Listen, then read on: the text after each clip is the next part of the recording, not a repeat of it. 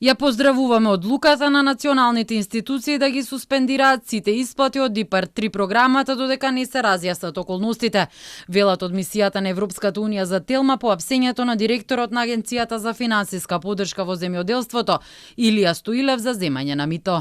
Оттаму информираат дека Европската комисија побарала дополнителни информации од националните институции за случајот и ја задржува можноста да преземе превентивни мерки за заштита на финансиските интереси на Унијата. Ја поздравуваме одлуката на националните институции да ги суспендираат сите исплати од ИПАРД 3 додека не се разјаснат околностите. Со оглед на тоа дека во моментов во тек е истрага, не би можеле да дадеме дополнителни коментари. Очекуваме институциите од Северна Македонија да постапуваат со целосна сериозност по ова прашање.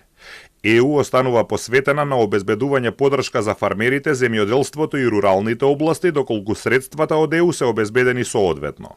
Министерот за земјоделство Цветан Трипуновски уверува дека Европската комисија не побарала замрзнување на ИПАРД средствата и дека проверките за работењето на агенцијата се прават согласно процедурите и се преземаат активности во делот на контролните механизми за исплата на ИПАРД средствата. Најавува дека набрзо ќе биде назначен нов директор на агенцијата. Брисел нема најава за блокада на ИПАРД средствата кои што сме како држава корисници.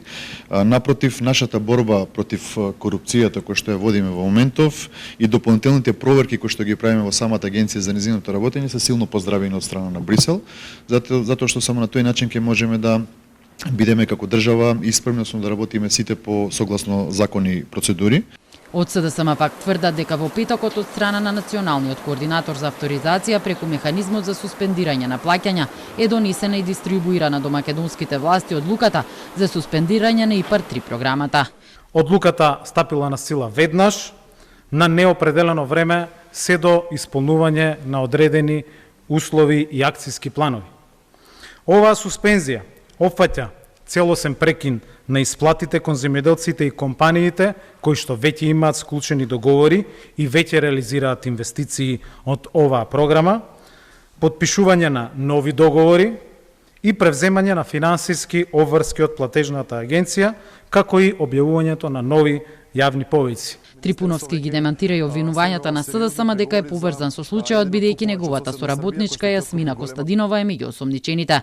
Тој вели дека Костадинова не била дел од неговиот кабинет кога стапил на функција, туку работела во управата за водостопанство и во петокот добила отказ.